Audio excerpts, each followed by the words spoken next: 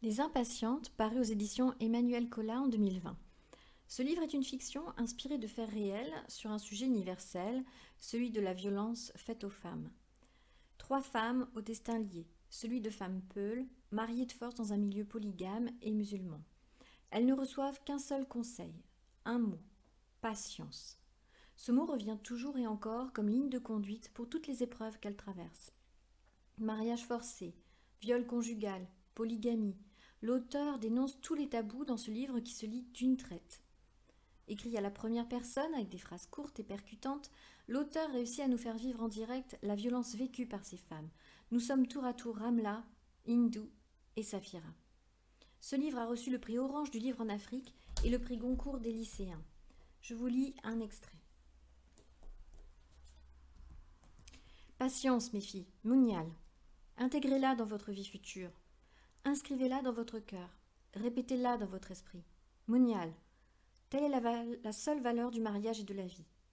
Telle est la vraie valeur de notre religion, de nos coutumes, du pulakou.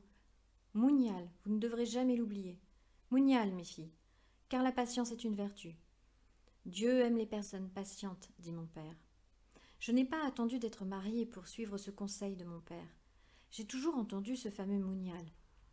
Que de préjudices subis. Je me demande quand j'ai entendu ce mot pour la première fois. Probablement dès ma naissance.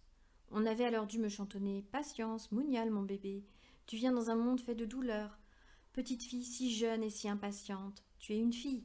Alors, Mounial.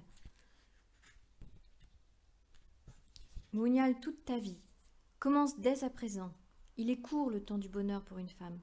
Patience, ma fille, dès maintenant. » Ma main cherche celle de ma sœur Ramla, s'y accroche fermement, mais le temps des conseils que doit nous prodiguer notre père avant de nous laisser partir arrive à sa fin.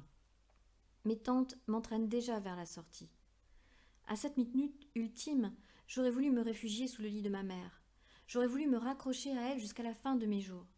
J'aurais voulu ramper aux pieds de mon père au mépris de cette patience tant conseillée, n'écoutant alors que ma terreur pour le supplier de bien vouloir renoncer à ce mariage, et j'aurais donné jusqu'à mon dernier souffle pour entendre mon père dire simplement « Tu es trop jeune, Moubarak devra attendre ».